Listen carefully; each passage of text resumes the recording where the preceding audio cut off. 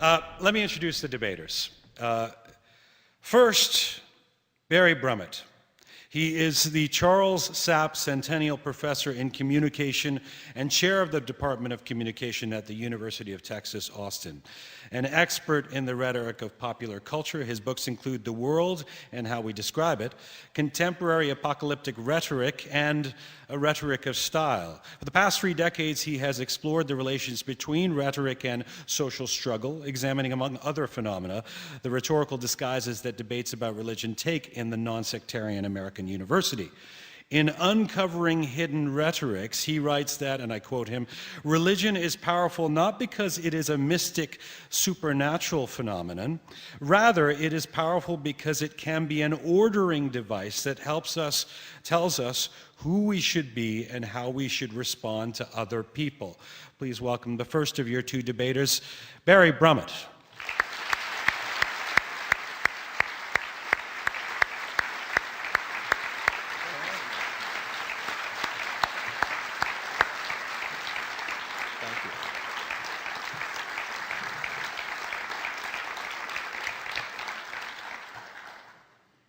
And in his 40-year career, Anglo-American journalist and critic Christopher Hitchens has witnessed many of the late 20th century and early 21st century's major global conflicts. The experiences animate his countless columns for Slate, Vanity Fair, and The Atlantic, as well as writing the 2007 bestseller you may know, God is Not Great: How Religion Poisons Everything.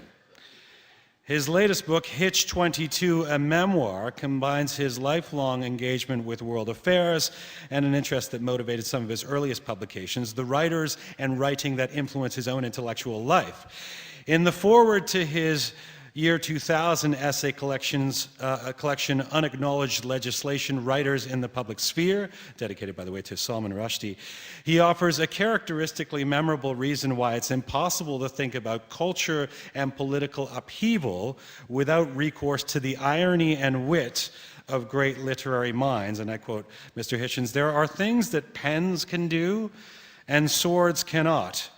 Every tank, as Bertolt Brecht once said, has a crucial flaw: its driver. Suppose that driver has read something good lately." More recently, Mr. Hitchens has declared literature and art the rightful subjects of the attention that sacred texts have usurped from them, and the only true vessels of the eternal ethical questions that humanity keeps asking. He is joining us tonight from Washington, D.C. Please welcome Mr. Christopher Hitchens.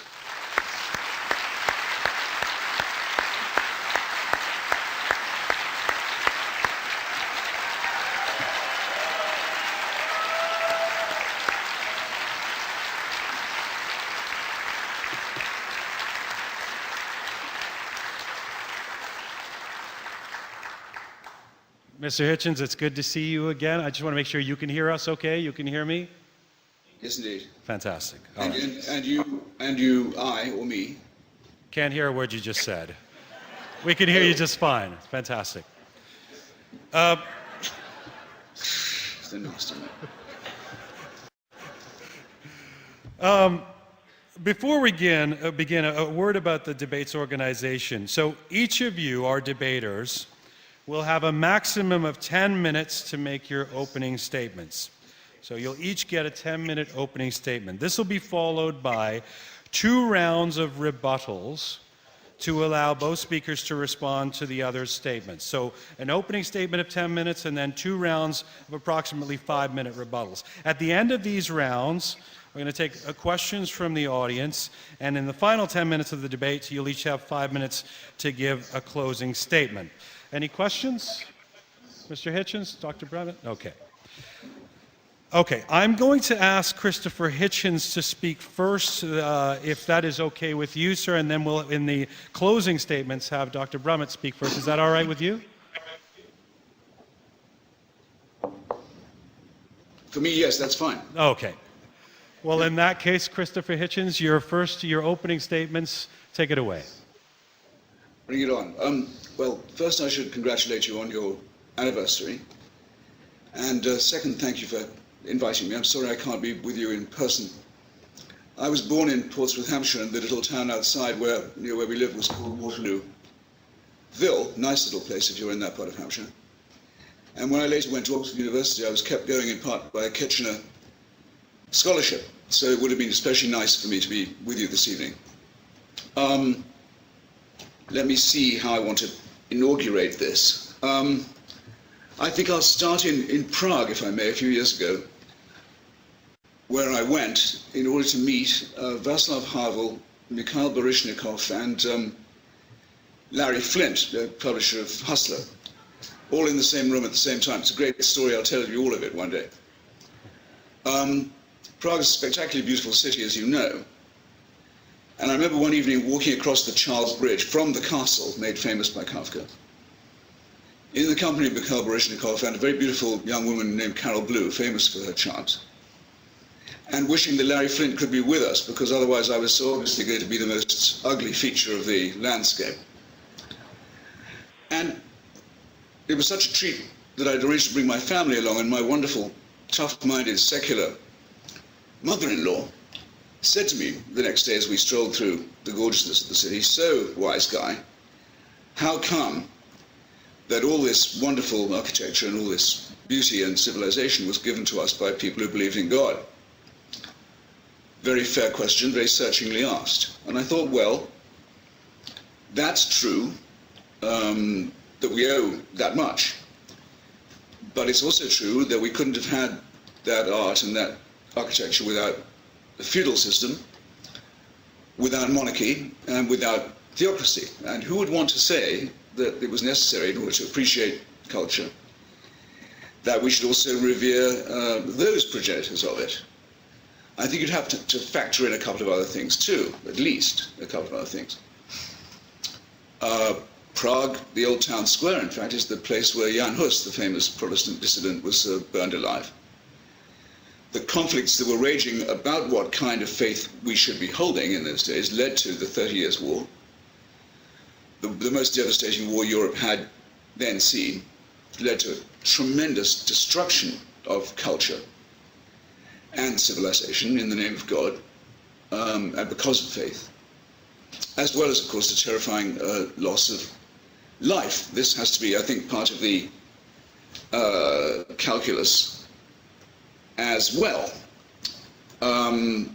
St. Peter's, Rome, for example, actually not my favorite building. I think it's rather oppressive, rather too much designed to show who's boss. It contains some wonderful works of art, but I think it's a bit vulgar in itself. That, by the way, suppose you like it more than I do, does it change your mind to know that it was built by the money raised from a very special sale of indulgences?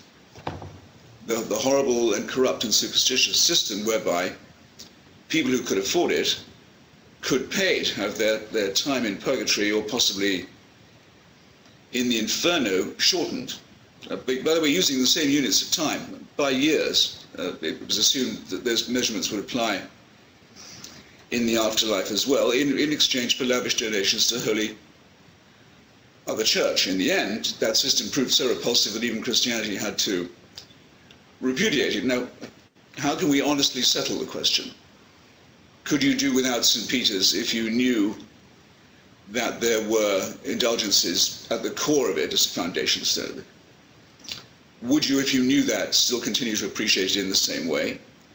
Could you have skipped either or skipped both? I suggest these questions are, in fact, probably insoluble, but very well worth discussing if we can do it in a clarifying manner. And I'm going to have to put on my glasses now because I want to read, I don't trust myself to quote it properly, a paragraph from T.S. Eliot's wonderful essay, Christianity and Culture. Just bear with me while I read it to you. It is in Christianity that our arts have developed. It is in Christianity that the laws of Europe, until recently, have been rooted. It is against a background of Christianity that all of our thought has significance. An individual European may not believe that the Christian faith is true, and yet what he says and makes and does will all spring out of his heritage of Christian culture and depend upon that culture for its meaning. I do not believe the culture of Europe could survive the complete disappearance of the Christian faith. And I am convinced of that, not merely because I'm a Christian myself, but as a student of social biology. If Christianity goes, the whole culture goes. I would say that was a pretty fair and eloquent statement of the opposing side to mine in this debate. Again, there's a sense in which that statement's obviously true. None of us can imagine our culture, our heritage, never mind just Europe, North America, and many other places too, without the influence of Christianity or some other monotheism. That's true whether you accept its premises or admire them or not. But it was becoming less true even as Eliot wrote.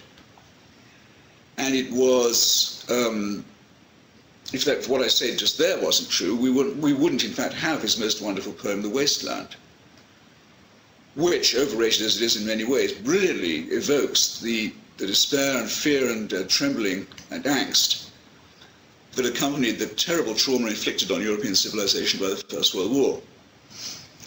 Now, if you look up Professor Dermot McCullough's new book, History of Christianity, written by a very sophisticated believer, the best book on the general subject, I must say, I've ever read, highly recommend it.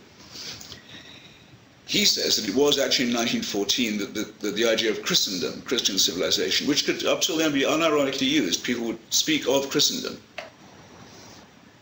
as a real thing, a living, breathing, cultural, human entity, came to an end because the Christian emperors and kings of Europe went to war with each other and did so in such a barbaric way as to usher in a state of not just total war, but of totalitarian principles in European and global politics. We live, in fact, in the wreckage of what Eliot proposes as true and enduring.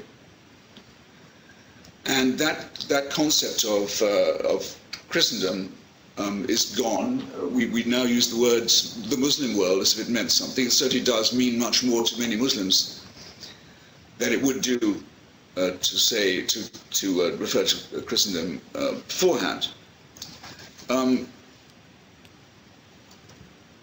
Eliot's own life, as a matter of fact, represents an attempt to grapple with this compromise. He solved the question of that crisis, the crisis of civilization post-1918, by joining up in effect with a party, the Action Française at first, and then other groups in Europe that were nostalgic for monarchy, for feudalism, in part for theocracy, for an orderly, organic society. His writing testifies to it. In his notorious lecture at the University of Virginia, After Strange Gods, he says probably a proper culture will just have to do without too many secular Jews. A very blunt statement, very offensive to many of his friends, but very sincerely meant. What he meant was, our faith is becoming compatible with certain kinds of modernity, certain kinds of pluralism. Now, I submit that a religion that has to make that confession in any sense at all, whether remorsefully or whether, as he did, positively, has confessed that it has nothing more to contribute to the cultural argument, has confessed to its exhaustion. So that however true it may have been that religion was a great contributor to music, to painting, to architecture, we have to be aware of a couple of qualifications and modifications to that. I, as a student of literature, would admit that it's very unlikely that the poetry of George Herbert, the devotional poetry, or the poetry and sonnets and sermons of John Donne could have been written by anyone who was insincere about their faith. I think it's incredibly unlikely. But I can't say that of the painters and artists who did the decoration for civilization, because we don't know what they really thought. All we can know for certain, excuse me when I take a sip of water,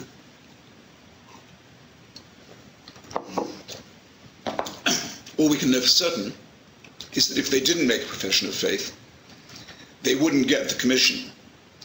Everybody knew what happened to those who doubted the faith, and the examples of Benjamin Franklin, for example, or James and John Stuart Mill, civilized members of the upper orders in stable and developed societies, chose to conceal their own views of the matter because they thought it was too risky. If they thought that, imagine what it was like in less advanced or more tyrannical countries.